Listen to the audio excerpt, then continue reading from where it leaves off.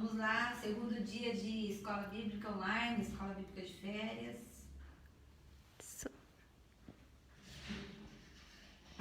Vamos, enquanto o pessoal vai entrando.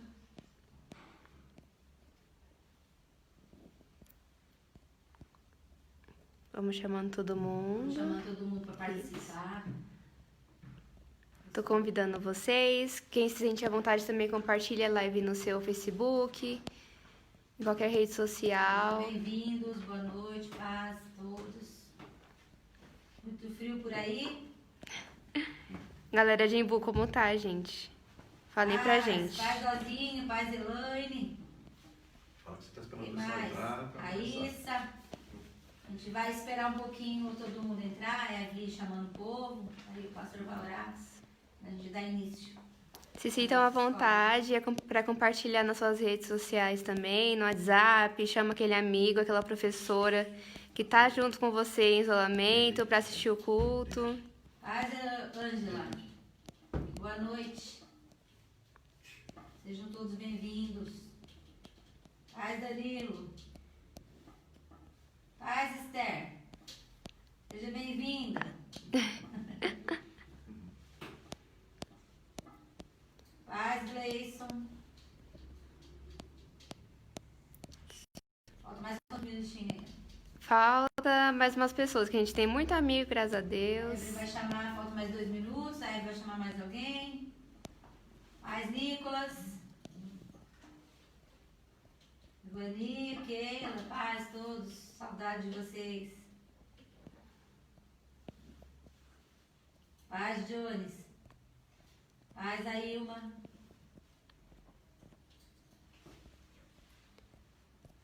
Gente, se vocês tiverem alguma indicação de corinhos para tocar no culto, por favor, mandem no nosso WhatsApp, tá?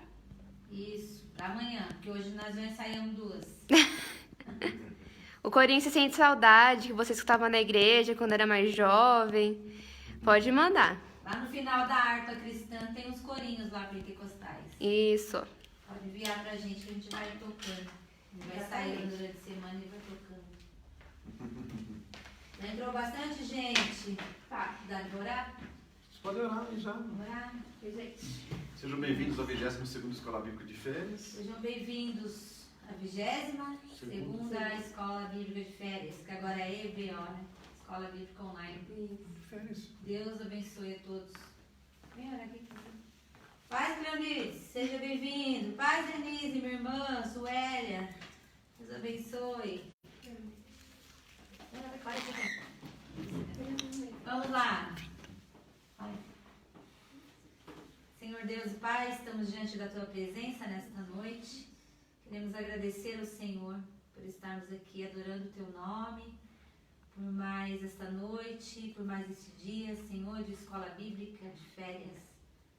Mesmo, Senhor, no aconchego do nosso lar, temos agradecido a Ti pela proteção, somos gratos por tudo, pelos livramentos, por tudo que o Senhor tem feito por nós, por ter cuidado de nós. Abençoe cada um que está participando dessa live nesta noite. Que o Senhor venha abençoar a cada um dos irmãos. Em nome de Jesus. Amém. Amém. Vamos lá. Acho que muitos irmãos já escutaram essa, provavelmente, porque é uma, querendo ou não, antiga, né? Da igreja. Então vamos lá. Nós vamos tentar desemboca o vaso, Jesus. Mandem sugestões de músicas, corinhos, tá? No nosso WhatsApp ou aqui mesmo no culto. Pra gente cantar pra vocês, tá bom? Vamos lá, todo mundo cantando com a gente aí do outro lado.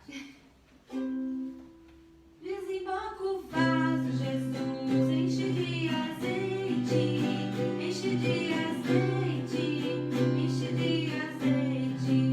Desemboca o vaso, Jesus, enche de azeite, enche de azeite, enche de azeite. Nessa hora, pede pra Jesus agora.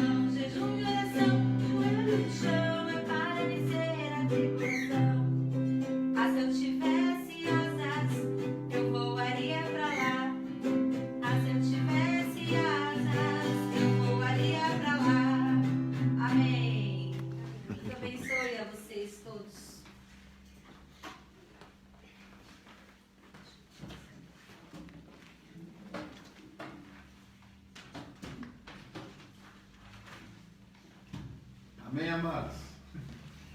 Paz a todos, boa noite, graça e paz.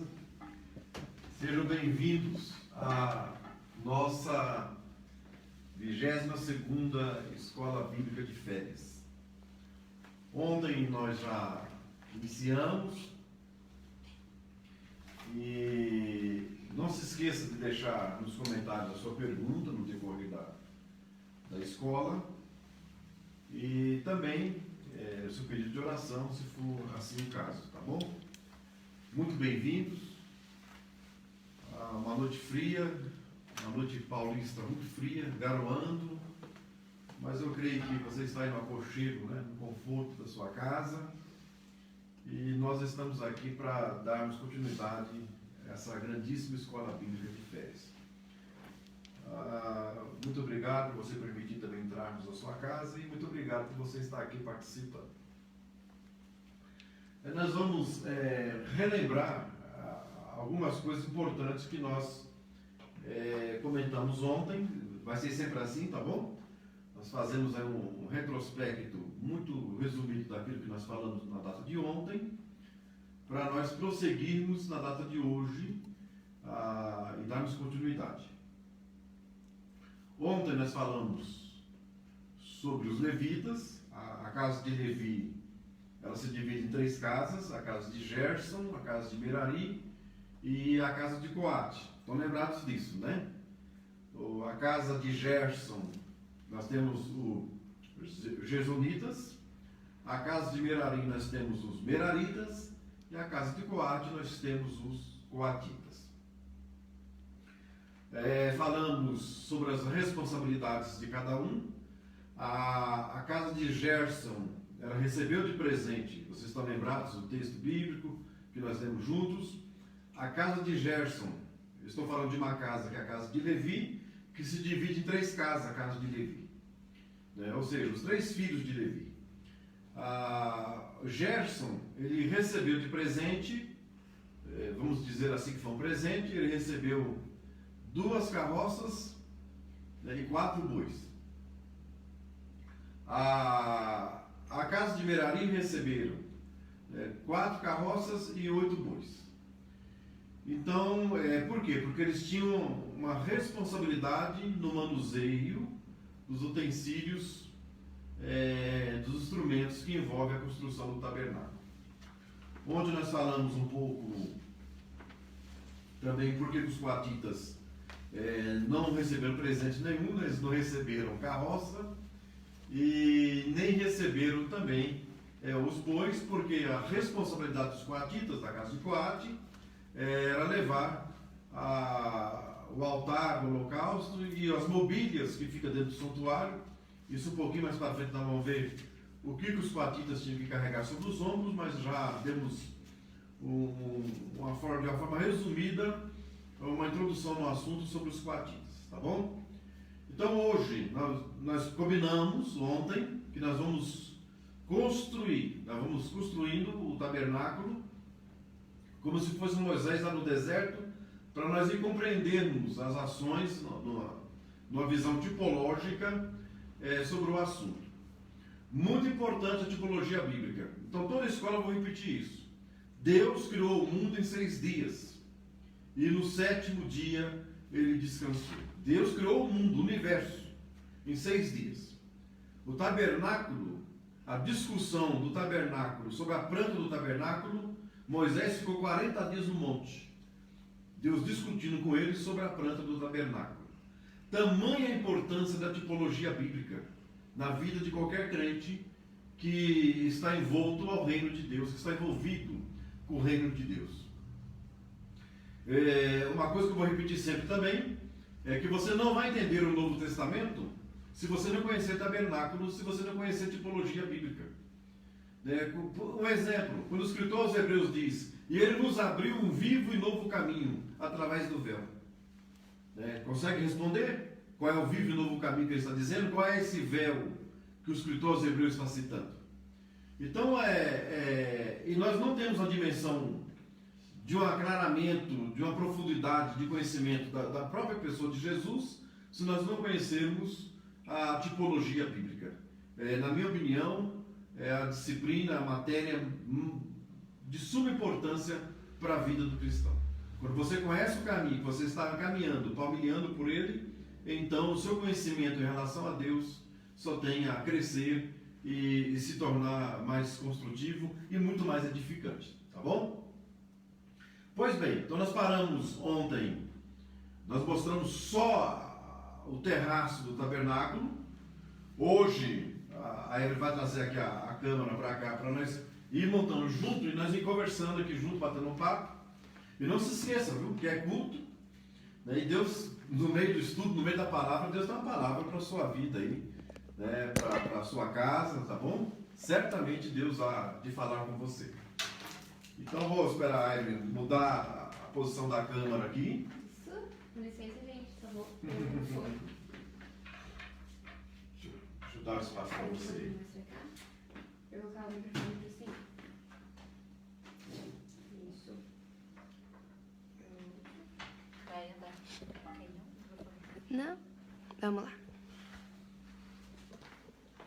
Pois bem, então vocês se lembram que a imagem ontem, nós tínhamos só esse terraço aqui. Nós conversamos sobre os pontos cardeais, vocês estão lembrados? Que nós falamos que a entrada do tabernáculo seria do lado leste, sentido oeste, né? Tem um lado sul e tem um lado norte do tabernáculo.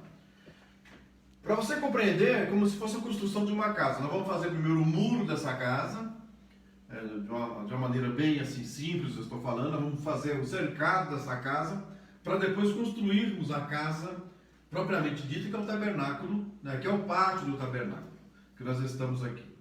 Eu já coloquei algumas colunas aqui para antecipar um pouco o horário. Não se esqueçam que nós estamos falando, eu vou separar o assunto por material, ou seja, por enquanto nós vamos falar só de bronze. Se nós vamos falar só de bronze, nós vamos desenvolver duas casas aí parcialmente. A casa de Merari, os meraritas que receberam quantos bois e quantas carroças, estão lembrados? Eles receberam mais do que a casa de Gerson. E por quê? Porque o material pesado, as colunas, as tábuas, as suas bases, os cordões, era responsabilidade da casa dos Meraritas, a casa de Merari. Sempre lembrando, nós estamos falando de levitas. Quando eu falo de Merari, eu estou falando de levita. Quando eu falo de Coate, eu estou falando de levita. Quando eu falo de Gerson, eu estou falando de levita. Eu gostaria muito que você guardasse isso. E porque eu tenho algumas coisas para mostrar para você esta noite, eu gostaria que você guardasse isso com você. Nós vamos chegar aqui, nós vamos montar isso aqui primeiro, e eu volto no assunto com vocês aqui. Então Merari chega com as carroças deles aqui, né? Ele vai ter que cercar isso aqui. Então do lado leste, nós temos 3 colunas laterais, com mais 3 colunas laterais, com mais 4 colunas central. A regra fica melhor. Então eu tenho aqui, 1, 2, 3. 1, 2, 3. Eu tenho 3 colunas laterais com 3 colunas laterais. Eu tenho 3 colunas de fronte, frontando, à frente do tabernáculo. Eu tenho aqui, do lado leste, 3 colunas com mais 3 colunas e 4 colunas centrais. Ou seja, eu tenho 10 colunas aqui na entrada de frente. Do lado sul, eu tenho 20 colunas. Né? Do lado oeste, que é o fundo do tabernáculo, eu tenho mais 10 colunas. E aqui então nós vamos colocar como se fosse a casa de Merari. Mas antes de eu colocar essa coluna aqui, eu vou te mostrar 2 figuras. Eu gostaria que você fosse muito sincero na resposta dessas figuras. Eu tenho aqui uma figura, eu vou aproximar bem da Evelyn. Eu gostaria que você colocasse lá nos comentários que figura que você está vendo aqui. Tá bom? Eu vou aguardar um pouquinho, eu não tenho pressa, mas eu gostaria que você fosse sincero na resposta. O que você está vendo aqui? Que instrumento que é esse? Dá para tocar esse instrumento? Não dá? Que instrumento que é esse aqui? Tá bom? Conseguiram visualizar? Dá um feedback aí. Conseguiram visualizar? Tá. Bom, Então, eu preciso mostrar uma segunda imagem para vocês. Tá bom? Então, visualizaram aí? Eu vou tirar essa imagem aqui e vou mostrar uma segunda imagem. Ok? Pode tirar? O Daniel colocou cavadeira. Mas pode tirar a imagem? Pode. Pode? Tá.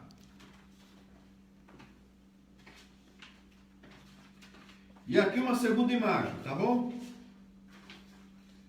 Vou colocando os nomes agora da primeira. Tá.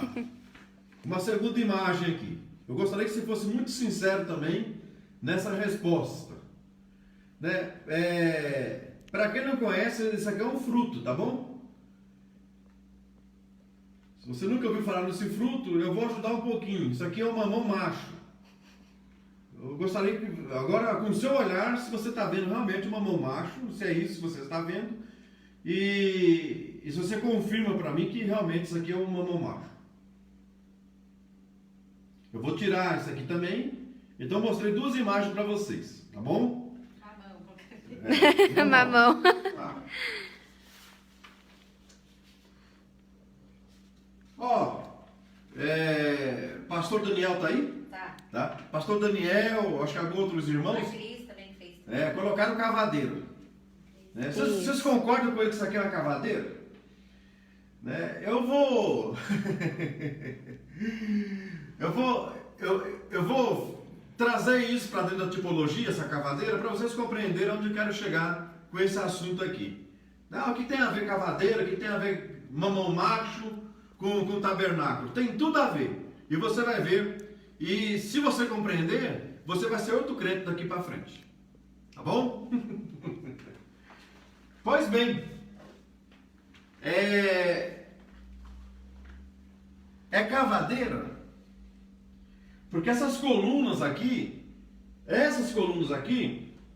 elas eram fixadas. Ou seja, abre-se um buraco para a base entrar. Então você vem aqui, ó. Nós estamos fixando. Ou seja, os meraritas, eles estão colocando essas colunas aqui, ó. É de bronze, viu? Não é coisa levinha de isopor, não.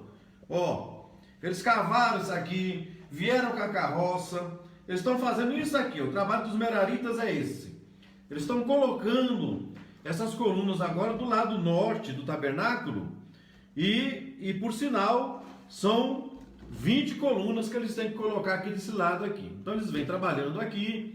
Coloca aqui, serviço pesado, né, cavadeira, será que é cavadeira mesmo? Vamos lá. Né? Então eles estão aqui trabalhando e colocando essas colunas aqui na lateral do tabernáculo, que estamos formando aqui o pátio com as suas colunas, e os meraritas estão nesse serviço aqui. Estão nesse trabalho aqui. Pois bem, ficou um pouquinho desalinhado, depois nós alinhamos aqui. Para mim aqui, câmera aqui para mim. Você sabe aquele crente que chega no culto, se ele não cantar no culto, se ele não tiver oportunidade,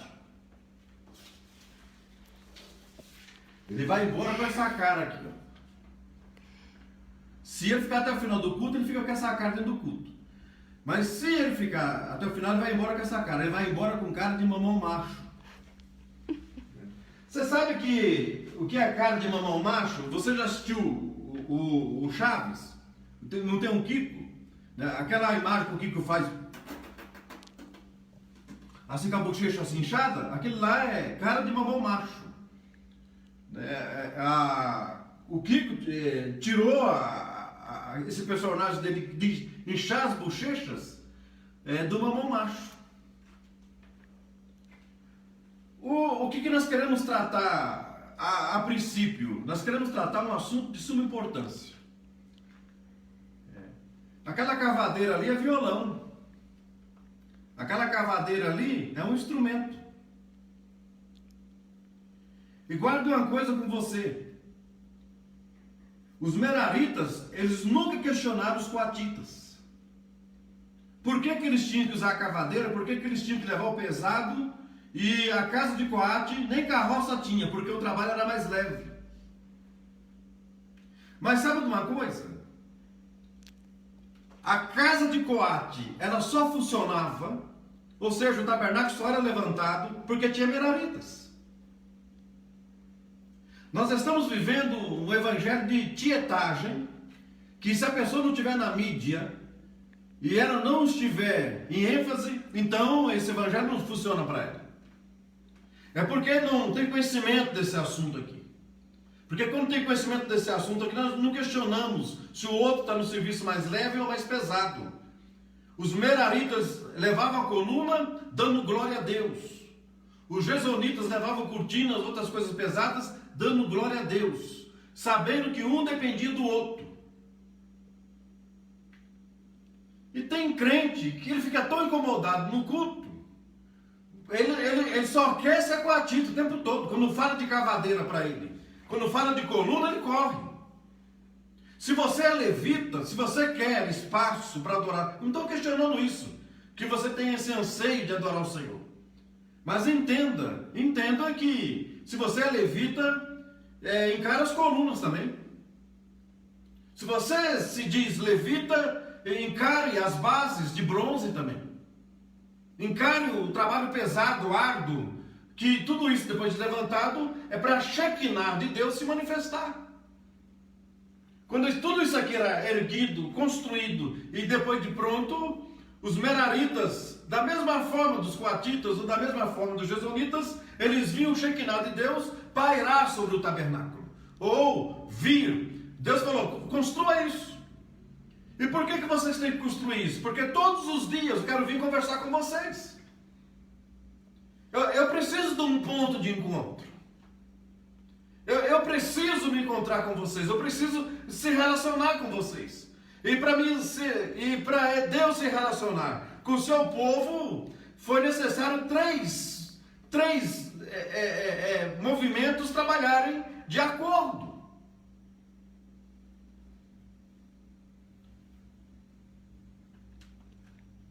Às vezes, tem tanta oportunidade na igreja e nós queremos só oportunidade no culto.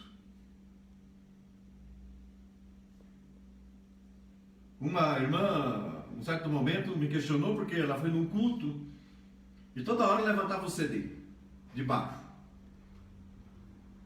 Porque ela queria louvar o Senhor e o CD era o playback dela.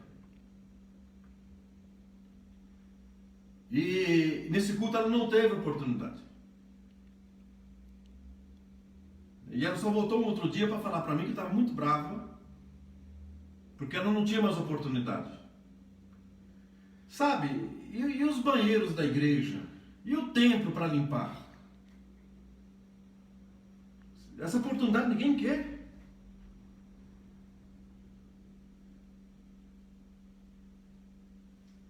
Você já parou para pensar, se você é levita, se você é um adorador, você tem outras funções além do instrumento em si?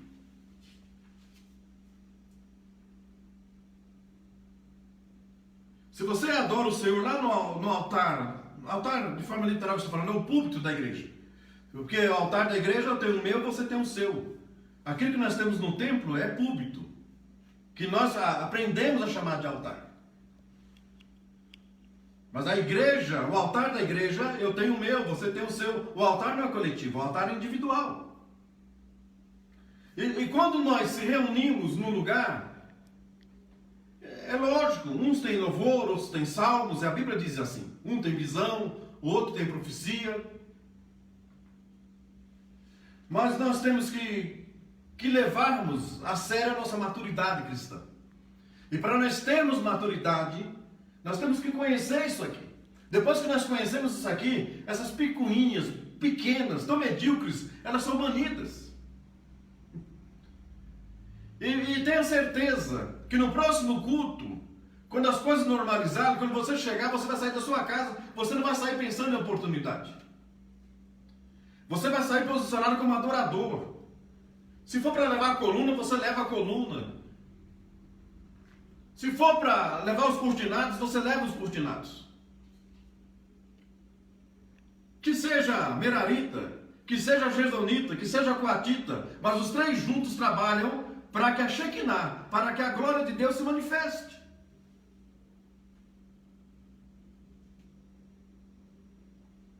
Não adianta nós acharmos que o trabalho do outro não é tão significante quanto o nosso. Os cultos funcionam porque alguém chegou antes de você e limpou o templo. Os cultos funcionam porque a irmã diaconisa ou diácono foi lá no banheiro, limpou o banheiro, colocou lá o sabonete, para que quando você chegasse, estivesse tudo arrumado. Será que esse merarita que fez isso, talvez o trabalho mais pesado, será que ele não tem a participação tão importante quanto a sua na Shekinah de Deus? Pare de ficar com cara de mamão macho em culto.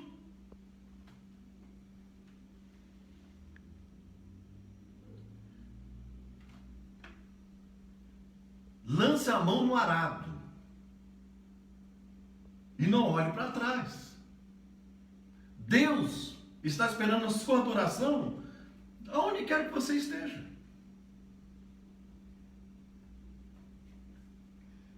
É cavadeira? Então vai ser cavadeira. Cavadeira é instrumento também. Imagina a cavadeira como se fosse um violão. Imagina a cavadeira como se fosse a guitarra. Os meraritas, eles não eram cantores. Os cantores eram os coatitas.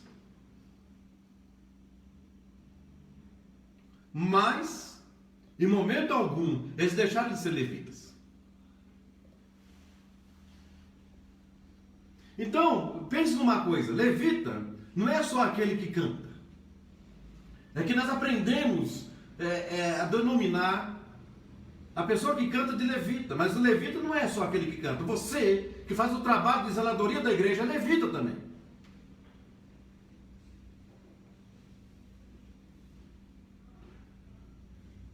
Eu não sei se você me entende essa noite. Se você me entende, eu vou prosseguir.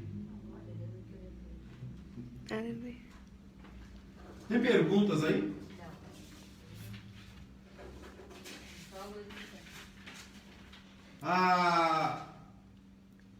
Amados,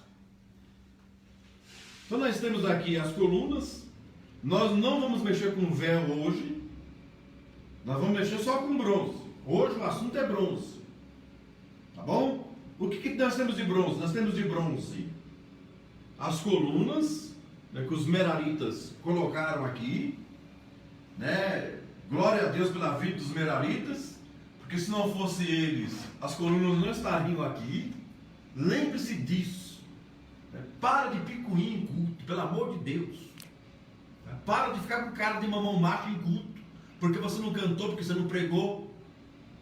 Tem crente desviado até hoje, porque não teve oportunidade de cantar, e a cavadeira estava lá. Por que não pegou a cavadeira?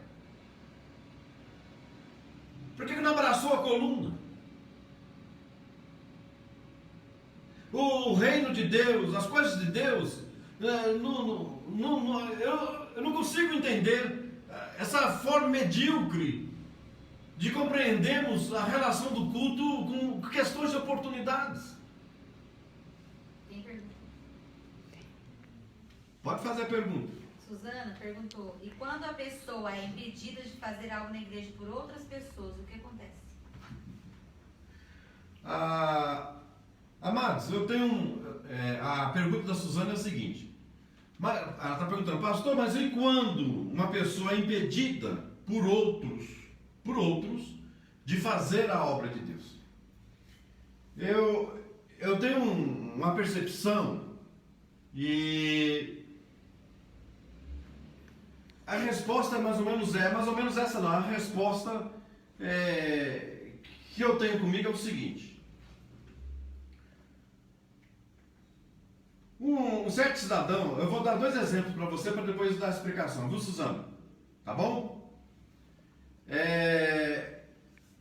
Amados, como que funciona essa questão do... A pessoa fala, mas o homem pode impedir o outro de fazer a obra.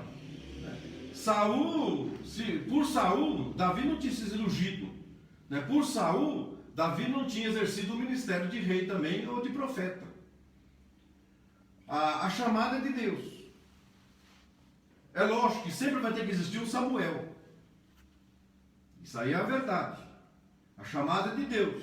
Mas quem tem que visualizar você, enxergar você é um Samuel aqui na terra. Para que ele possa promover essa chamada de Deus na sua vida. Isso é a verdade. Existe uma fusão aí de humano com divino? Existe. Mas do homem em si, impedir o outro de fazer a obra, eu não vejo esse impedimento de forma prática dentro de um tempo hábil. Eu vou explicar isso. Eu congreguei numa igreja que cheguei certo dia num culto, esse pastor me chamou e falou, olha, Dário, a sua carta de mudança está aqui. Eu falei para ele, mas eu não pedi carta de mudança. Ele falou, não, mas eu estou sentindo de Deus que você ir embora. Eu falei, não. Se o senhor está sentindo eu ir embora, eu tenho que sentir também. Por enquanto eu não vou. Aí ele falou para mim o seguinte, ele falou, então você vai ficar aqui sem pregar, sem ministrar, sem nada. Eu falei, pastor, eu não estou vindo para o culto para pregar. Ou seja, eu já tinha uma visão disso que eu estou falando essa noite. Tem coluna para me carregar, né? Tem cavadeira, tem outras coisas para mim estar fazendo. Então, por quê? Daqui. Deixa eu deixar aqui para você. Ah, tá. Eu não entendi. Certeza. Então, o que acontece? Eu fiquei um ano lá, congregando com esse pastor, sem ministrar, sem pregar. Então, o que é fazer a obra? Porque, se eu entender que fazer a obra é eu estar pregando o tempo todo, então não é fazer a obra. Eu fiquei um ano sem fazer a obra? Não. Tinha outras coisas para me fazer. O pastor me pediu de eu pregar na igreja, mas eu ia fazer visita,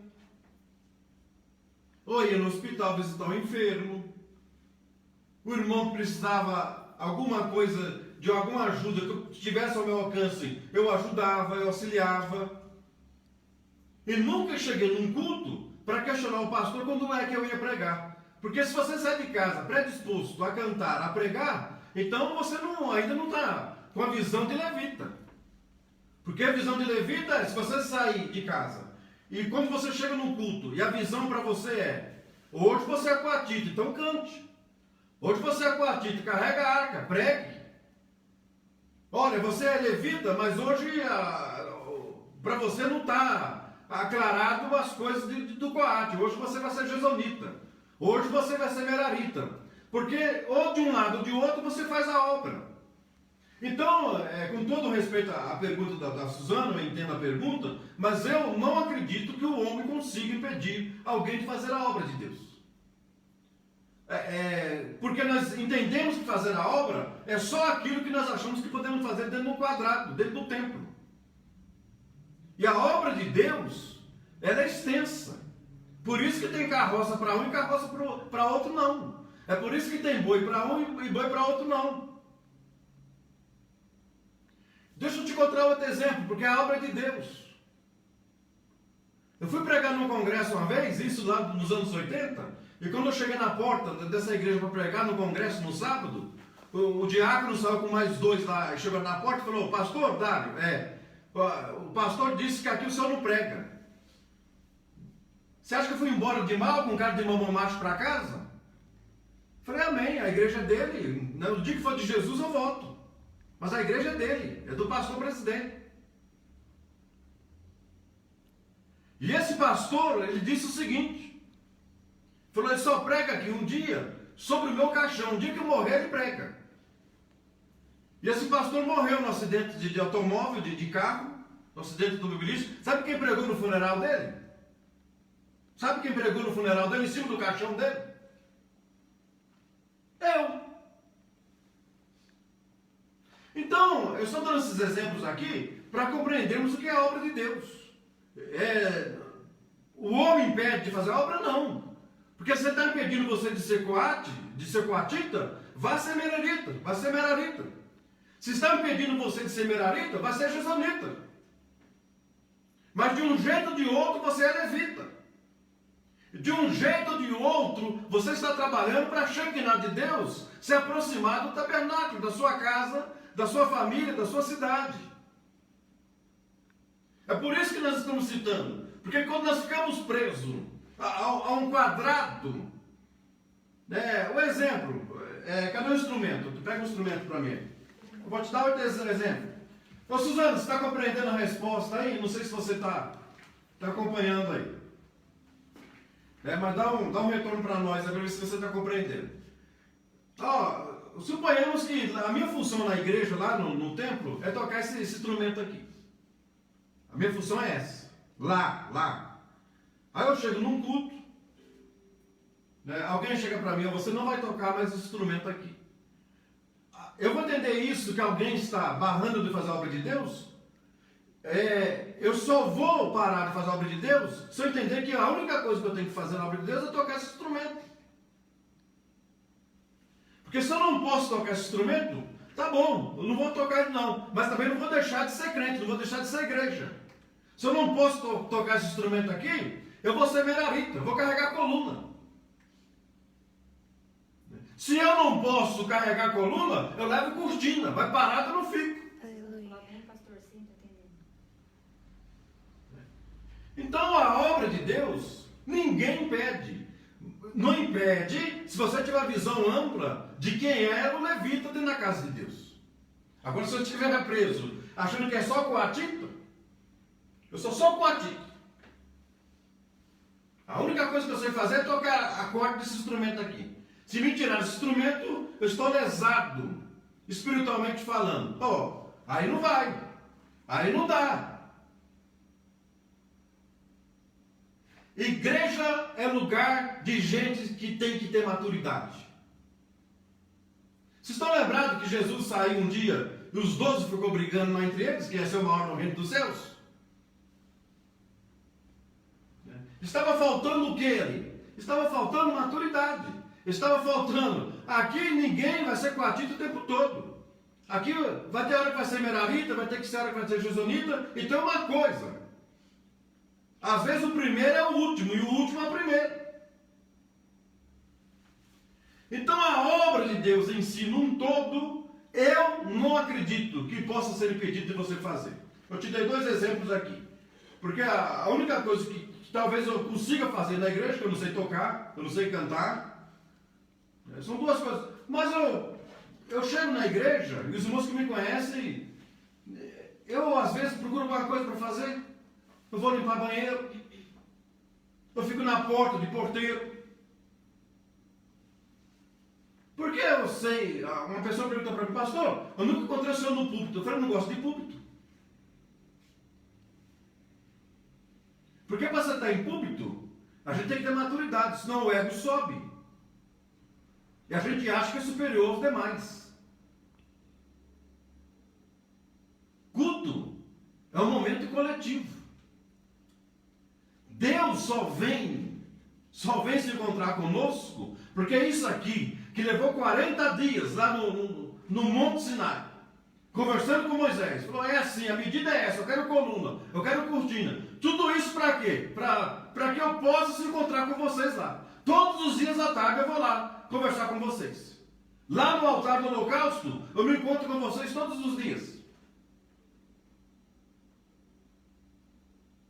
Mas trabalho em conjunto. Só os coatitas não conseguiriam montar isso. Só os meraritas não conseguiriam montar isso. Só os jezonitas não conseguiriam montar isso. Mas os 3 juntos, formando uma casa só, levantavam o tabernáculo e a glória de Deus se manifestava sobre o tabernáculo. Amém? Tem outras perguntas aí? Amém, Suzana? Obrigado pela pergunta, tá bom? É bom perguntar porque a gente vai aclarando um pouquinho o assunto aqui, tá bom?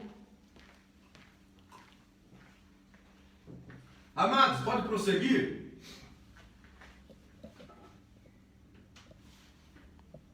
Tirando respostas.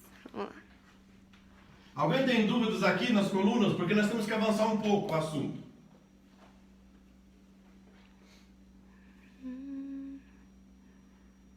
Ainda. Dúvidas? Não?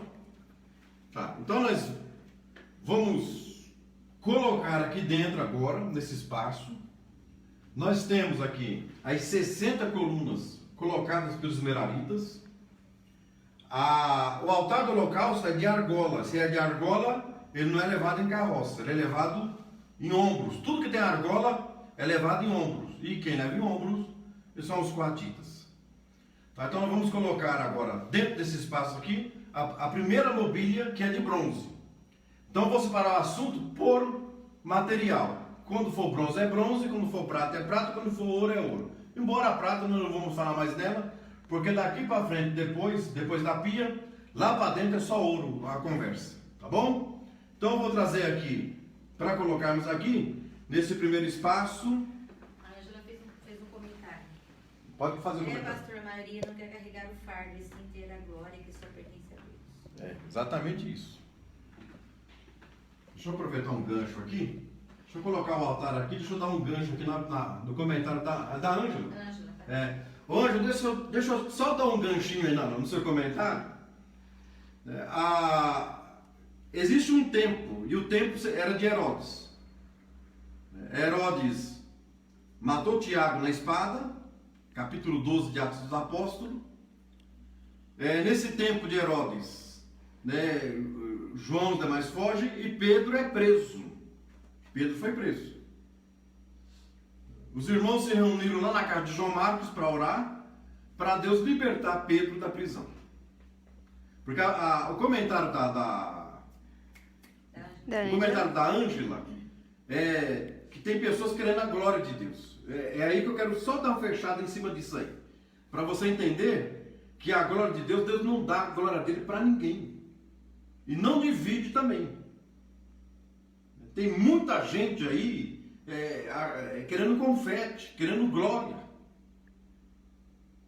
E eu volto a repetir, eu sou chato nesse assunto. Esse evangelho de tietagem me perturba. Eu não gosto desse evangelho de tietagem. Pessoas com os paletó florido e lenço para todo lado, o sapato tem 3 cores. Esse tipo de evangelho para mim não dá. Eu fui num culto, eu não sou mais santo que ninguém, não, mas eu levantei e fui embora. Me chamaram para pregar num congresso, e quando eu cheguei lá, chegou um cantor nesse congresso, os irmãos começaram a sair dos seus lugares para pegar autógrafo no meio do culto. É por isso que eu questiono esse evangelho de tietagem. Então se percebe que o centro daquele culto, daquele congresso, não era a pessoa de Deus. Quando não é o cantor, é o anjo que aparece, e o anjo leva a glória de Deus embora. Não sei se você já percebeu isso. Acho que fala que Deus está na casa, os irmãos ficam lá. Jesus está na casa. Tem um anjo aqui. Deus não dá a glória dele para ninguém. Só voltando no comentário da Ângela, resumindo, Pedro é solto da prisão, e é solto pelo anjo. Na minha opinião teológica, esse anjo é o próprio Deus. Isso chama-se teofania bíblica, quando Deus toma forma de anjo e desce na terra para resolver alguma coisa. Esse anjo sai abrindo as portas, quebrou as algemas que estavam segurando Pedro. As guardas, a soldadesca que estava ali fechando aquele lugar, fazendo a segurança do presídio e também mantendo em prisão Pedro, não conseguiram segurar. O anjo leva Pedro para fora, diz que no quarteirão seguinte, Pedro percebeu que não era visão, que não era um sonho. Pedro percebeu que ele estava solto. E ele vai para a casa de João Marcos, e os irmãos recebem ele lá, enfim. Eu quero chegar em Herodes. Porque Pedro ser solto por Deus trouxe algumas dificuldades para Herodes. E ele marca uma reunião lá depois, um pouquinho mais para frente, ele marca a reunião com 2 províncias, eles vão se reunir lá. E diz que Herodes colocou a sua roupa de rei. E tem uma coisa, ele recebeu as glórias na reunião. O povo aplaudiu ele, o povo jogou confete nele. Quando acabou a reunião, sabe o que aconteceu? Virou bicho. Sabe por quê? Porque ele não deu a glória que recebeu para Deus. Fechou assim a vida de Herodes. Então nós temos que tomar muito cuidado em relação às coisas que envolvem a glória de Deus. A glória é dele. Se você for para o culto e não pregar, o culto foi bom, não foi ruim não. Se você for para o culto e não cantar, quando eu falo não cantar, não adorar, é porque tem que cantar lá na frente do microfone, porque você pode cantar os hinos coletivos com a igreja. Mas se não cantar de forma individual, aí não vale. Aí não adorou. Nós temos que tomar muito cuidado em relação às coisas relacionadas à glória de Deus. Amém? Amém. O Daniel colocou assim, Herodes Antipas quis a glória para ele e morreu comido de bicho. Isso. Exatamente isso. Porque ele quis a glória para ele. Amados, eu não estou lendo a Bíblia para a gente não perder tempo, tá? Mas eu vou, vai citando os versículos, mas se for o caso. Então, na entrada aqui, nós temos essa primeira mobília, que é o altar do holocausto, ou altar da transferência, ou altar de bronze, como se queira. Neste altar, era queimadas ofertas, e imolado também aqui. No caso do cordeiro, principalmente o cordeiro, então neste altar era oferecido sacrifícios.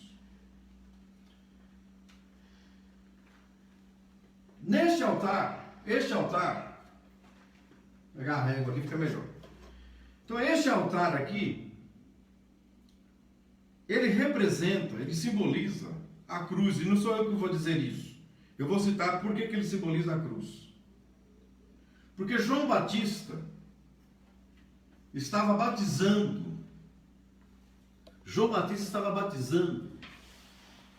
No Rio Jordão. E de repente ele levantou seus olhos e seu primo estava vindo. Seu primo era Jesus. E João Batista para de batizar. Ele olha para Jesus e diz: eis aí o Cordeiro de Deus, que tira o pecado do mundo. João Batista, ele estava vendo Jesus aonde? Ele viu Jesus como Cordeiro. E ele viu Jesus como Cordeiro em sacrifício, que tira o pecado. Então aonde que João Batista estava enxergando Jesus? Exatamente aqui. O cordeiro está aqui, o altar do holocausto está aqui. João Batista visualizou o altar do holocausto. Até então, por quê? A cruz ainda não existe para Cristo. Eis o Cordeiro de Deus. Ou seja, aqui está para o sacrifício. Isaías também citou isso. Quando o eunuco e Filipe estão discutindo ali o texto, o eunuco pergunta: quem é este? Quem é este cordeiro que é levado mudo ao matador? E Filipe diz: esse cordeiro mudo que é levado ao matadouro é Jesus Cristo.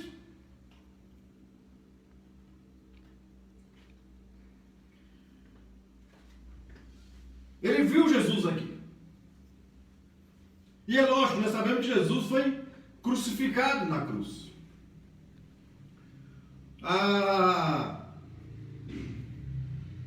Esse Jesus, ele ressuscita. Esse Cordeiro de Deus que é morto, ele ressuscitou. Quando ele ressuscitou aqui, transfira isso aqui para a cruz, tá bom? quando ele ressuscitou na cruz, quando ele ressuscitou do sepulcro e morto pela cruz, esse cordeiro que é morto aqui, Jesus, quando é morto aqui, ele morreu para salvar a humanidade.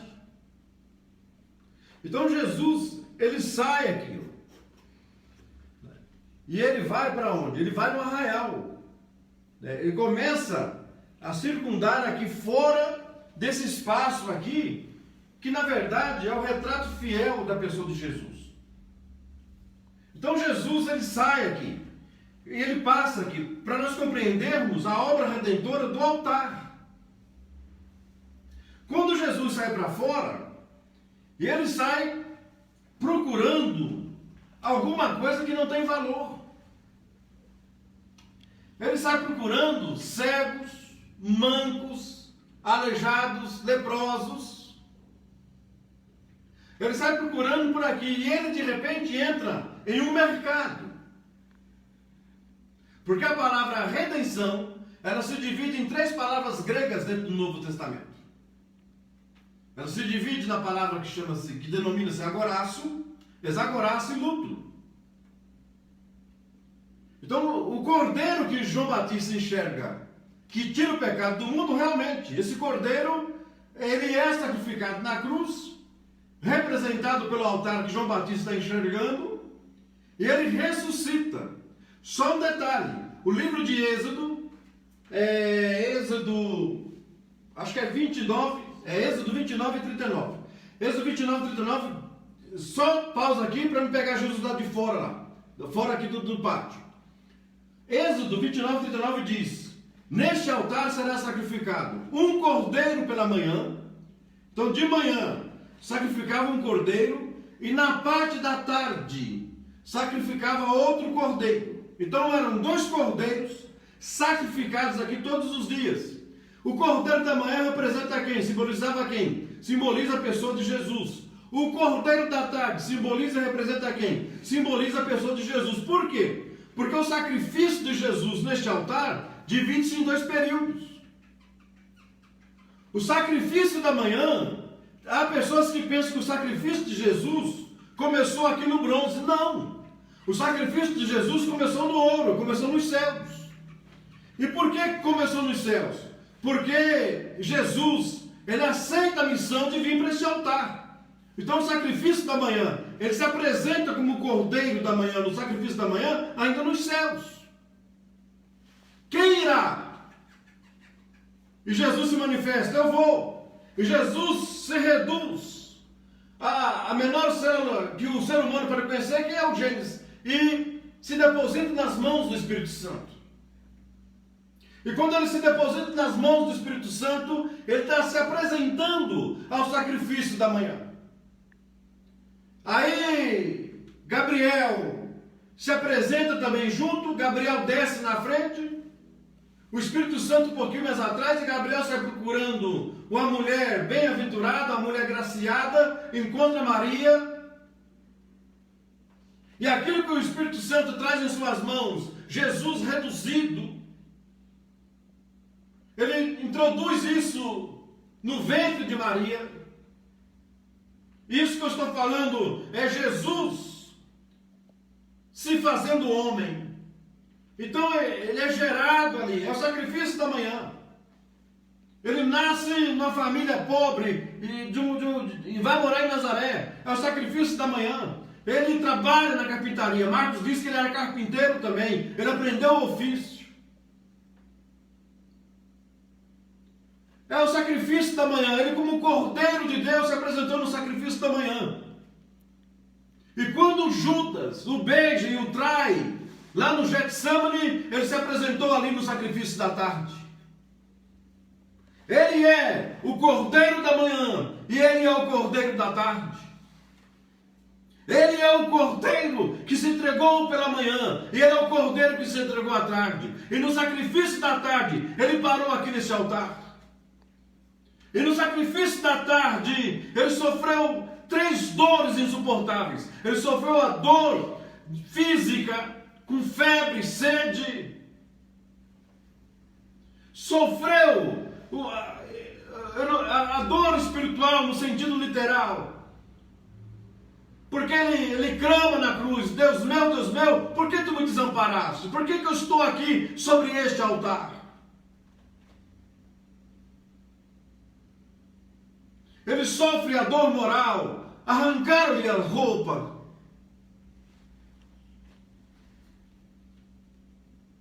Mas ele vai até o fim, porque ele precisa do mercado.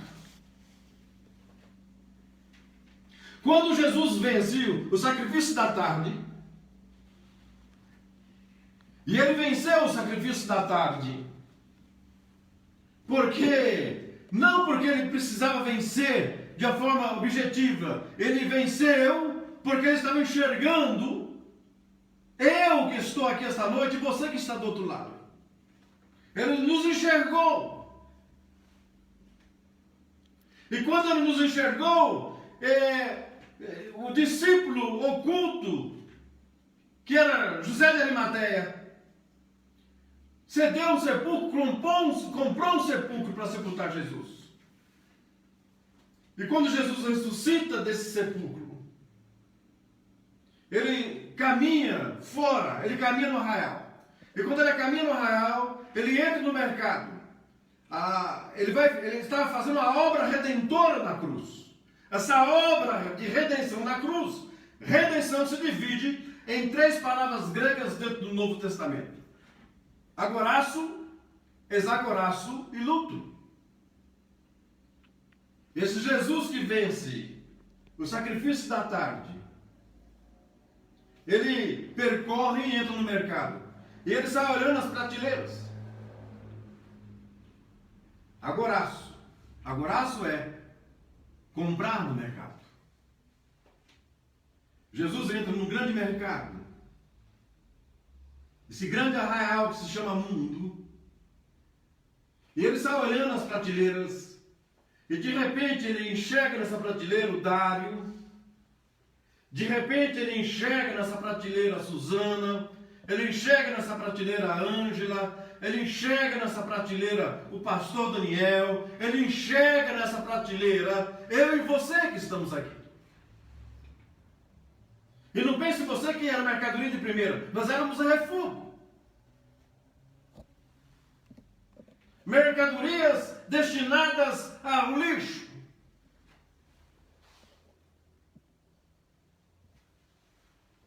Mas ele nos amou. E ele nos amou como mercadorias que não valíamos nada. Como vencedor, como cordeiro que venceu o sacrifício da tarde, ele nos compra, ele nos tira da prateleira.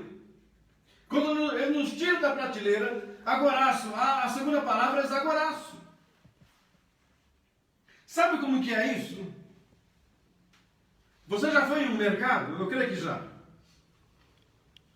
Quando você sai com as compras e você vai lá no estacionamento, ou mesmo que não foi de carro, mas você sai com algumas sacolas na mão e vai para a calçada do mercado.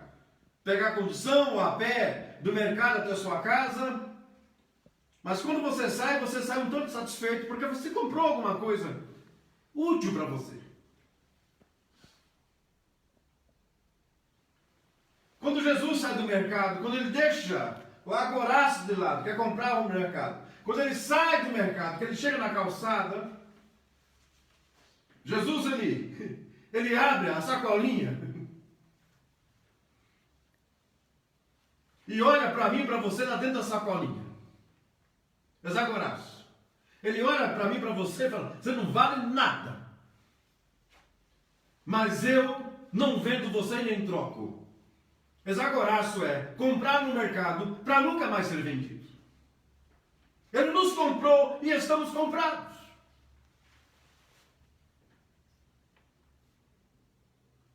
Pare com essa coisa que você diz que o diabo está se andando na sua casa, que o diabo entrou na sua família, que o diabo não tem acesso à sua casa. Você é propriedade de Jesus. Nós somos propriedades de Deus. E diz que o inferno não pode prevalecer contra a igreja de Cristo.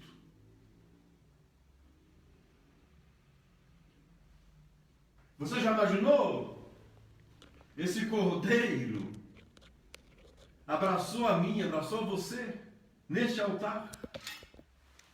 E quando ele nos abraçou neste altar, nos abraçou para nunca mais nos abandonar. Ele não há de abandonar você.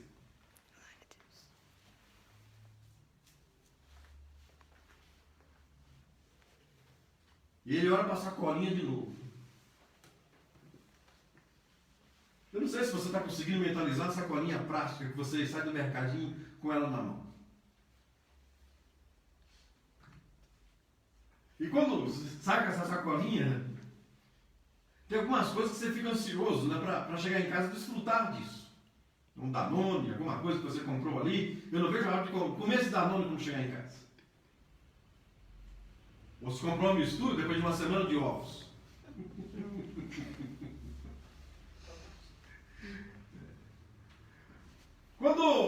Quando ele nos compra, quando ele nos comprou, agoraço, agoraço, comprou no mercado, exagoraço, comprou para nunca mais sermos vendidos. Não tem negociação comigo e com você. O inferno não tem acesso à minha vida e nem à sua vida. Guarde isso com você. Glória a Deus. Suzana falou assim: pastor, eu fiz a pergunta porque muitos que começaram na fé junto comigo saíram da igreja por algum motivo.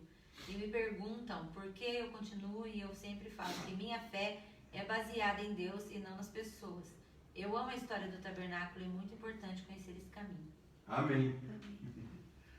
A Suzana fez um comentário, uma pergunta ali, um comentário, né? Sobre a pergunta que ela fez. Eu não consigo entender crente, que é igreja, pela vida do outro.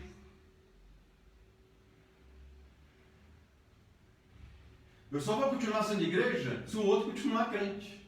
Você já pensou em parar nisso? Se tem lógico um negócio desse?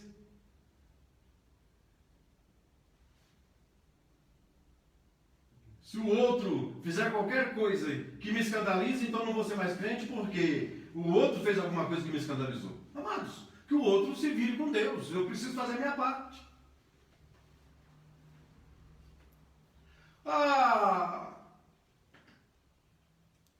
Quem tem maturidade, quem conhece tipologia, eu sempre falo uma coisa: se você estudou tipologia bíblica e não conseguiu adquirir maturidade, então esqueça que você não vai ter maturidade nunca no mundo espiritual.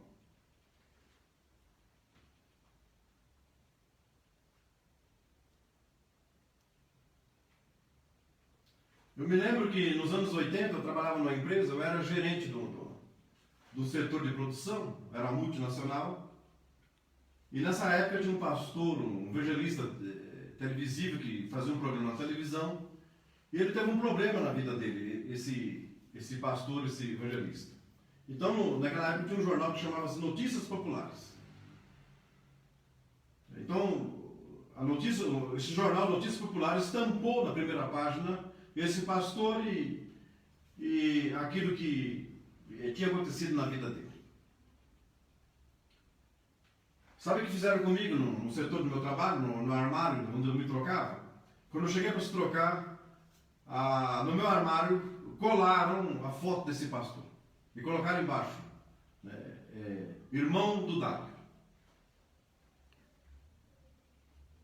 E ficaram todos olhando, pensando que eu ia esbraquejar, que ia gritar. Eu abri o armário e no outro dia eu comprei um jornal também.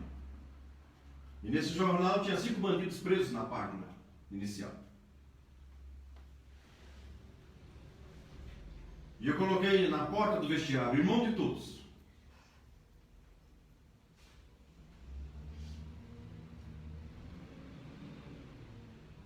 E sabe por quê? É que nós ficamos presos ao que o outro deixou de fazer e que fez.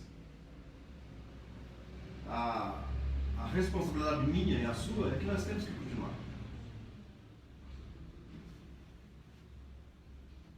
Quando o outro pergunta, igual a Suzana comentou, quando o outro pergunta: por que você continua sendo igreja? Por que você continua crente? É porque tem base bíblica. A minha base é Deus. Agoraço, exagoraço e lucro. Lucro é resgatar alguém mediante a um pagamento. Jesus abriu a sacolinha lá na calçada do mercado, olhou para você e disse: não tem negócio com você. Eu comprei você, está comprado. Existe um episódio, uma história do menino do barquinho. Eu gosto muito porque essa história é verdadeira. Esse menino, ele fez um barquinho, ele tinha a facilidade de mexer com madeira. Ele fez um barco, confeccionou o barco, perto da casa dele tinha um riacho. O que ele fazia? Ele colocava o barquinho lá na ponta, no começo do riacho, e corria. E ele fez uma barreira lá embaixo para o barquinho enroscar e ficar preso. Então ele soltava o barquinho e ele tinha certeza que o barquinho ia ficar preso na barragem que ele tinha feito ali. Mas um dia choveu. E o menino não se percebeu que a água estava muito acima da barreira que ele tinha feito. E o barquinho foi embora e se perdeu. Um dia, esse menino andando na cidade, no centro comercial onde ele morava, ele viu uma loja de brinquedos. E nessa loja de brinquedos, o barquinho que ele tinha feito estava lá na prateleira. Ele reconheceu de imediato. Então ele procurou o dono do comércio e falou: esse barquinho é meu. Eu que fiz esse detalhe aqui, ó, eu fiz no canivete, esse barquinho é meu. E o comerciante falou: pode ser até seu, mas eu invernizei ele. Ele chegou aqui tudo sujo de lama, eu lavei, eu limpei. Se você quiser de volta, eu posso até entregar, mas pague.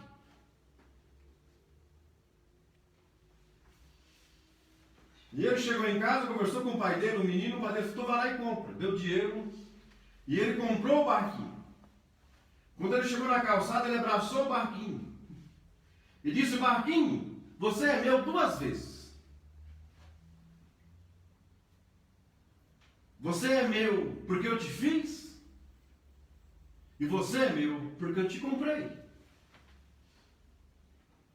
Quando Jesus chega na calçada, ele abraça esse embrulho do mercado e diz para mim e para você: você é meu 2 vezes. Você é meu porque eu te fiz, e você é meu porque eu estou te comprando agora. Eu estou te comprando para que você nunca mais seja vendido.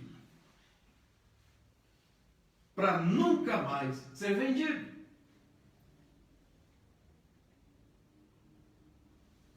Quanto que ele pagou? Ele pagou com o sangue dele. Ele pagou muito mais com sangue. Ele pagou com 2 sacrifícios. Ele pagou com o sacrifício da manhã. Ele pagou com o sacrifício da tarde. E no sacrifício da tarde, o seu sangue foi derramado na cruz do Calvário.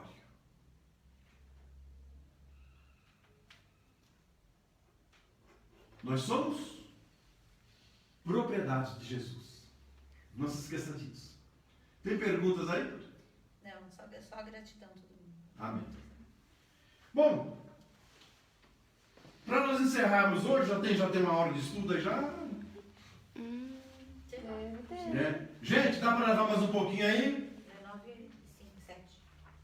Se alguém falar que dá para ir mais um pouco, não é um só não, né? Uns 2, 3 falar que dá para ir mais um pouquinho, nós vamos prosseguir mais um pouco. Vamos aguardar aí.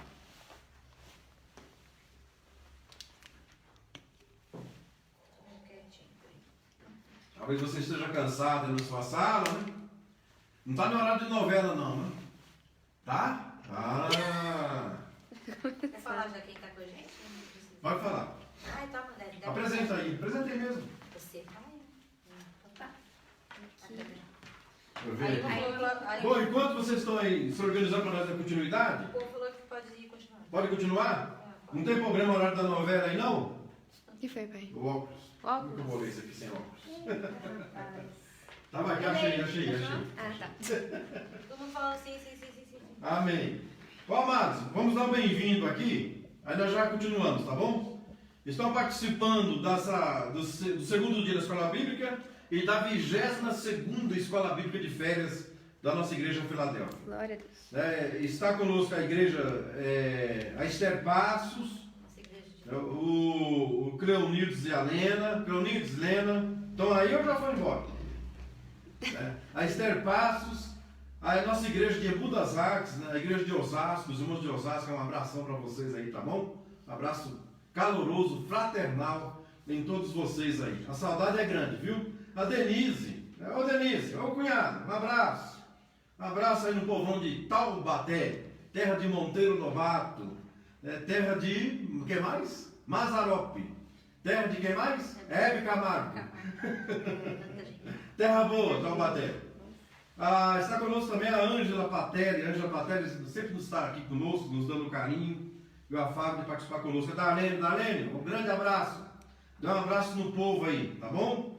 Satisfação tê-la conosco aqui. Selma, pastora Selma Monteiro, grande abraço, Selma. Eu creio que logo em breve, em tempo, nós estaremos juntos aí dando glória a Deus, tá bom? Grande abraço. Está conosco também o Norberto. Ô Norberto, né? Satisfação tê-lo conosco, viu? Um abraço, saudade de ver vocês cantarem, com esse coral maravilhoso aí, cantarem. Mas não vai faltar oportunidade não, de estarmos juntos, viu? Vamos marcar um evento aqui, se o Cleonides estiver aí, por aí, né, que o Cleonides assuma isso depois, aí, viu, Cleonides? De marcarmos aqui, alugarmos um sítio aqui, e isso está no meu coração, de trazer aqui o povo de Deus para a gente passar o dia aqui, adorando o Senhor, e aqui, ó, um churrasquinho, né, daqueles que a gordurinha fica derretendo lá na grelha, tá bom? Com um salzinho grosso, isso vai ser maravilha para nós. Está com o Joyce. Joyce é lá da Zona Leste. Joyce, prazer, viu? A Joyce é da Assembleia de Deus do Ministério de Belém, lá da Zona Leste. Está conosco nos dando carinho esta noite. Um abraço, Joyce. Tatiane, a filha do nosso Toninho, da Maria Helena. Tatiane, um grande abraço. Marcinha Campos. Como chama o seu lugar que você dava aula? Cajamar. Cajamar. Marcinha Campos é de Cajamar. Abraço, Marcinha. Saudade de vocês aí, tá bom? Um abraço em todos aí. A Juliana Mendonça, missionária, está nos dando carinho mais uma vez, né, missionária? Está conosco.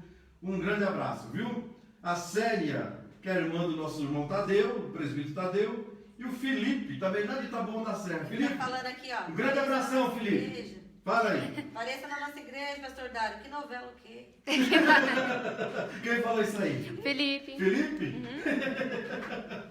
Felipe tá bom. Amém. Então vamos prosseguir aqui. Nós vamos tentar fechar o bronze hoje, Depois tá?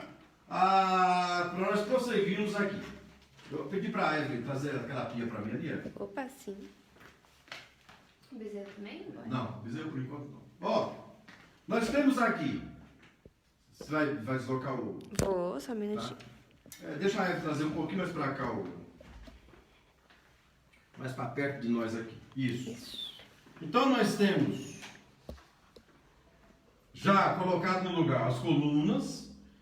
Lembrando que essas colunas, elas são de bronze, com as suas cabeças, os seus capitéis e suas bases de prata. O altar é feito de madeira de cetim e forrado de bronze. Né? E este altar, nós vamos só dar uma concluída aqui no altar. Mas eu já vou colocar aqui a segunda mobília de bronze, que é a pia, que é o lavatório. Daqui para frente agora vai ser uma casa, que é uma construção de 2 cômodos, tá bom? Daqui para frente lá. Mas por enquanto esse lugar aqui é descoberto, aqui não tem cobertura. Eu me lembrei de uma coisa aqui, a Suzana fez um comentário ali, que algumas pessoas falam para mim, você continua sendo crente? Você sabe que algumas pessoas até chegam animadas para ser igreja, para frequentar a igreja, depois com pouco tempo também já somem e a fé desfalece. Sabe por quê? Vem até aqui só, ficam aqui, ó. Não tem, não desperta o potencial no mundo espiritual de crescimento. O potencial para a vida secular, eu já nem falo, porque se a pessoa não tiver sonhos dentro e potencial para se despertar para a vida secular, não pensar em estudar, não pensar em se formar, não pensar em crescer, aí fica difícil. Mas quando você chega no mundo espiritual também com a mesma diretriz de não crescer, aí fica aqui, fica rondando por aqui. E fica rondando por aqui, atrapalhando o caminho muitas vezes. De quem quer chegar, de quem quer entrar. Você vai ser igreja? Né? Você vai para aquela igreja ali?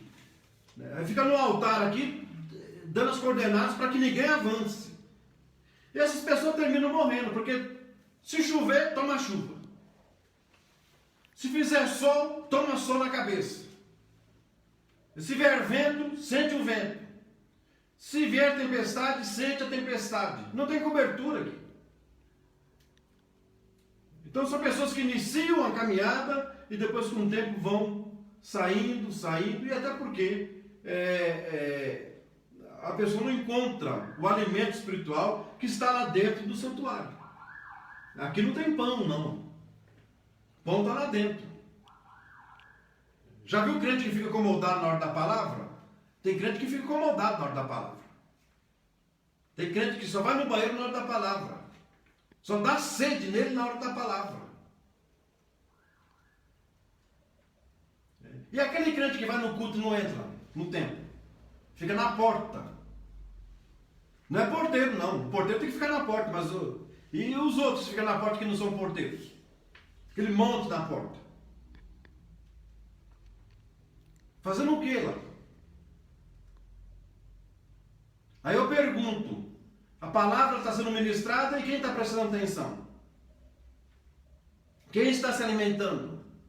Quem se alimenta da palavra, que fica inclinado a ouvir Deus, é quem avança, é quem está debaixo da cobertura.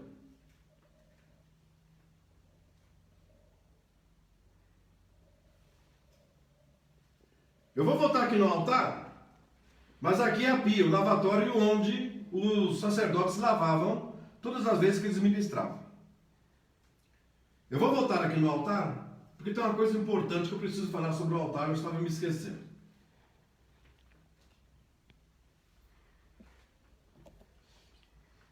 A lei deste altar está em Levítico. Levítico 6. Levítico 6, verso 10 e diante, é a lei desse altar. Como é que ele tem que funcionar?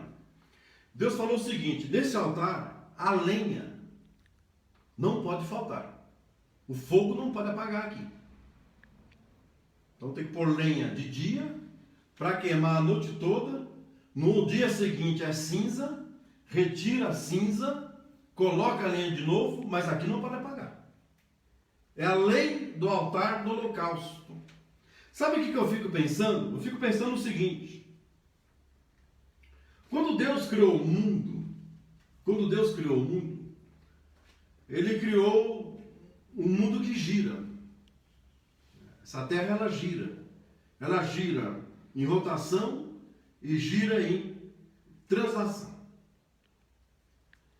Na rotação nós temos o Cronos, que é a hora, os minutos, os milésimos de segundos, os segundos. Então, no Cronos nós fazemos a cronometria do dia. Na translação da Terra é que se mede e é que se muda as estações. Quando se fala, amanhã é verão. Quando se fala, amanhã é primavera. Quando se fala, amanhã é outono. Nós estamos falando da translação da Terra. A rotação, ela dá a velocidade de dar a volta na contagem de horário, e a translação, ela dá a volta no sentido de tempo. Onde se muda a estação. Quando Deus monta a lei do altar do holocausto, Ele dá a seguinte ordem para o sacerdote: durma à noite, mas durma se você colocou lenha no altar, porque lá o fogo não pode apagar. Então, durante a noite, durante a noite, durante esse período da noite, o sacerdote, ele está dormindo, está descansando. Quando ele acorda, ele tem uma função no dia seguinte. E qual é a função? A função no dia seguinte é que tem cinzas lá. Ele precisa remover. Ele vai até esse altar, ele chega aqui nesse altar, ele remove as cinzas, coloca um pouquinho de lado aqui a cinza, coloca de novo as brasas ali para continuar a queima. Ele pega essa cinza e Deus falou, a ordem é o seguinte, pega a cinza e leve para fora do arraial. Então o sacerdote sai aqui, ele passa pelo arraial, o arraial é o acampamento. É para levar fora do acampamento. Procura um lugar limpo. E deposite essas cinzas lá. E eu não podia esquecer mesmo disso. Sabe que o Espírito de Deus fala no meu coração para falar para a sua vida esta noite nessa escola bíblica? A noite é uma translação da terra. Essa noite que você está enfrentando, que você está passando, daqui a pouco é dia.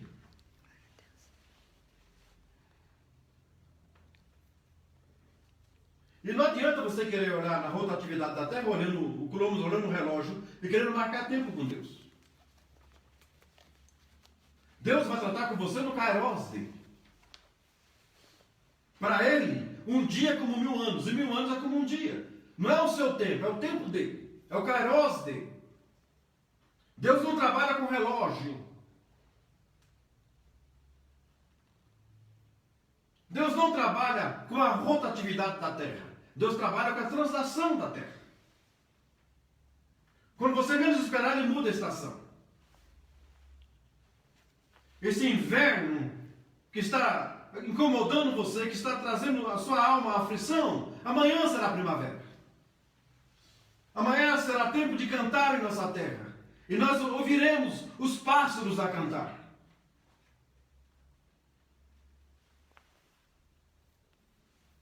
Quando o sacerdote sai preocupado, Deus mexe na translação e fala para ele, agora é dia.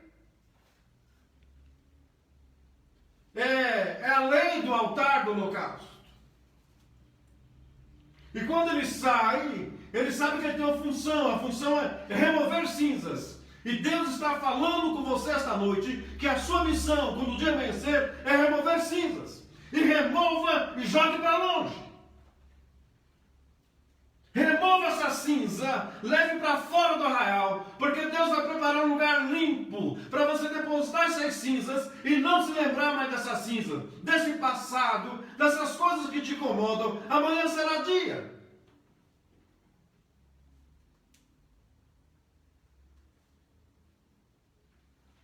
Amanhã será um dia tão importante para você, que Deus vai trocar suas vestimentas. Deus trocava as roupas dos sacerdotes. Está vendo essas cinzas? Estou vendo. Jogue fora. Coloque lenha nova aí. O Espírito de Deus está falando no meu coração que Ele está renovando você esta noite. Que Ele está arrancando essas cinzas e injetando lenha nova neste altar. Porque esse altar não pode se apagar. Eu gosto do profeta Isaías na festinha de aniversário. Ah, pastor, o profeta Isaías na festinha de aniversário sabe aquela velhinha de aniversário? Aquela velhinha chata que você sopra, pensando que apagou, de repente ela acende de novo.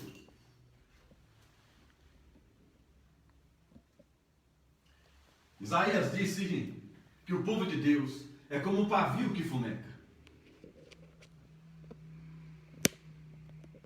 Quando pensarem que você não tem mais vida, que você não tem mais nada neste altar, Deus sopra de novo nesse pavio, renova as cinzas, coloque lenha neste altar, porque Deus está tratando com você esta noite.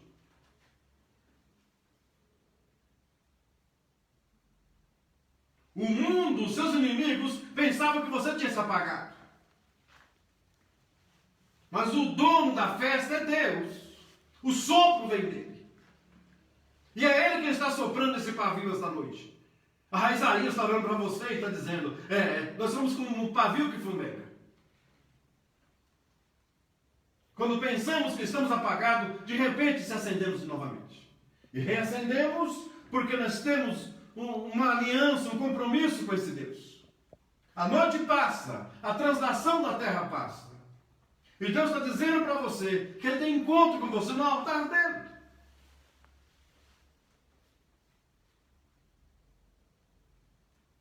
Ou você está incomodado com a opinião alheia?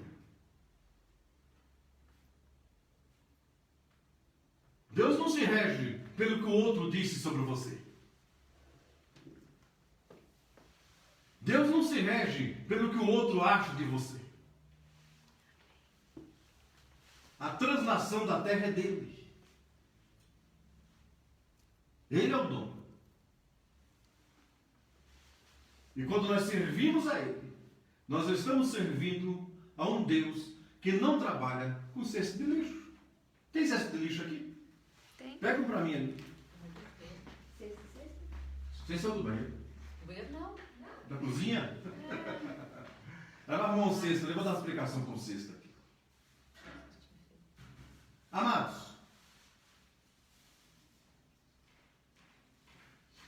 eu não sei se você está conseguindo compreender tudo aquilo que nós estamos falando esta noite. Não vou mostrar lá de dentro, não. Estou preocupado aqui que tem abacate, maçã, casca de banana aqui dentro. Abençoado. Isso aqui é um cesto de lixo. Isso aqui é um cesto de lixo. Deus não trabalha com isso aqui, você sabia disso?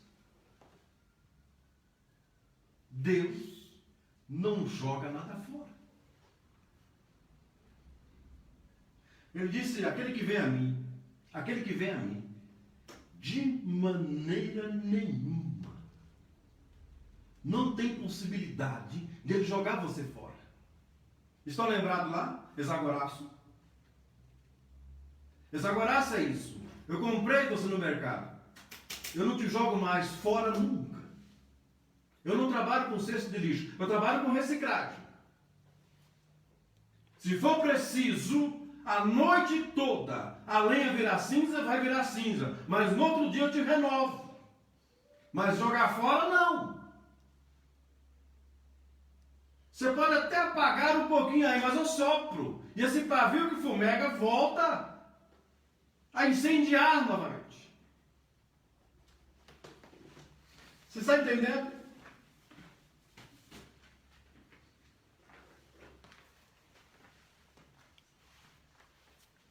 Eu acho que o horário também avançou bastante, né? É que eu estou fazendo os pedidos de oração. Então nós vamos parar por hoje aqui. Amanhã nós falamos um pouco sobre a pia e avançamos aqui um pouco. Ou ficamos aqui no cortinado, ou vamos montar aqui primeiro, depois nós vamos para o cortinado. Mas aí amanhã Deus dá uma direção aqui, tá bom? Perguntas, e nós já estaremos orando, aqui citando Tem pedido bastante. de oração. Pergunta não tem ainda não. Perguntas ainda não, mas pedidos Não faz pergunta não, só oração. Amém. Amados, está chegando aqui pedido de oração. Vamos orar pela nossa querida missionária Suélia. Ela se encontra no hospital com a pressão alta, né? Já tem um problema de pressão mesmo. Que Deus restaure ali a serva dele e que a pressão se normalize. Orar para o nosso irmão Regis, ele fez a cirurgia hoje do enxerto, né? E eu creio que deu tudo certo, né?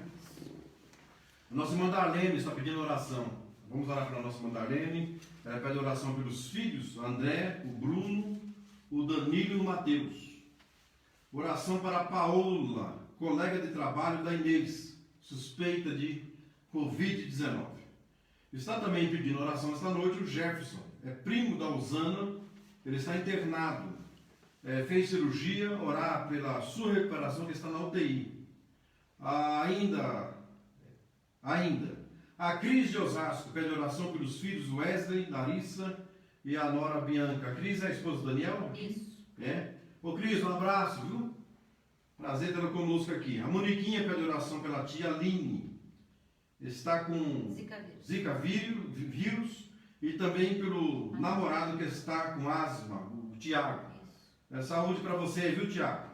O Nilson e família, amigos de trabalho do esposo da irmã Suélia, todos estão com Covid-19. E o sogro, por esses dias, faleceu. Vamos orar pela família. E a Suzana pede oração para vender a sua casa. Vamos colocar esses pedidos de oração nas mãos do Senhor.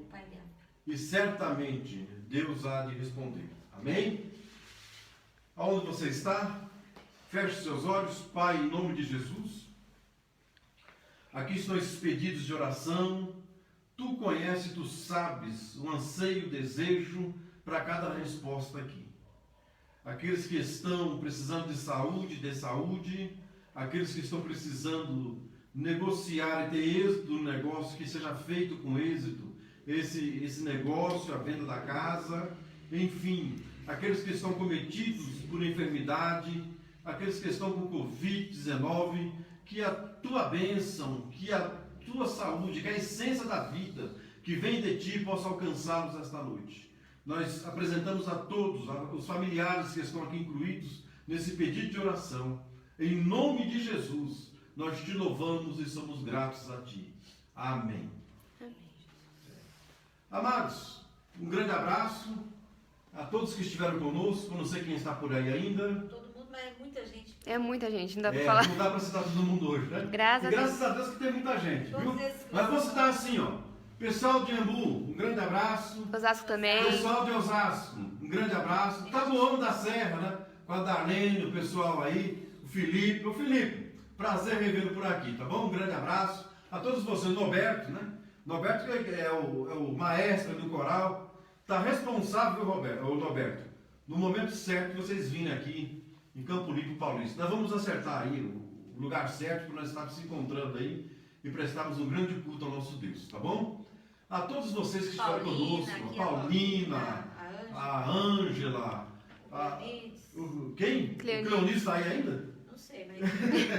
Amém. A todos vocês, a missionária Juliana, a todos vocês o nosso abraço, tá bom? A Joyce da Zona Leste, a Marcinha Campos, um grande abraço, Marcinha. Vilmar, grande abraço, tia. A todos vocês o nosso abraço, viu? Inclina sua cabeça, feche seus olhos. Pai, em nome de Jesus, nós te louvamos, nós te adoramos por esse segundo dia de escola bíblica de férias. Que a tua graça, que o teu reino, que a tua paz esteja conosco no dia a dia. Nós somos gratos a ti pela 22ª escola bíblica de férias do Ministério Filadélfia. Não é como nós queríamos que fosse, nós queríamos estar reunidos lá no templo, mas tu sabes por que estamos aqui. Talvez se estivéssemos lá no templo, outras pessoas que precisavam ter acesso a esse assunto, a esse tema, não estariam participando nesse momento. O reino é teu, o poder é teu, a glória é tua, a majestade lhe pertence, tudo lhe pertence. Nós somos servos, mordomos apenas, para lhe servirmos nessa terra. Em nome de Jesus nós te adoramos. Nos dê uma noite abençoada, guarda-nos, que teu Espírito esteja sobre a vida de todos e sobre a casa de todos. É no nome de Jesus que nós te louvamos e te adoramos esta noite mais uma vez. Em nome de Jesus, amém. Amém, Senhor. Que o amor de Deus, a graça de nosso Senhor e Salvador Jesus Cristo e as eternas consolações do Espírito Santo seja com toda a igreja e todos dizem...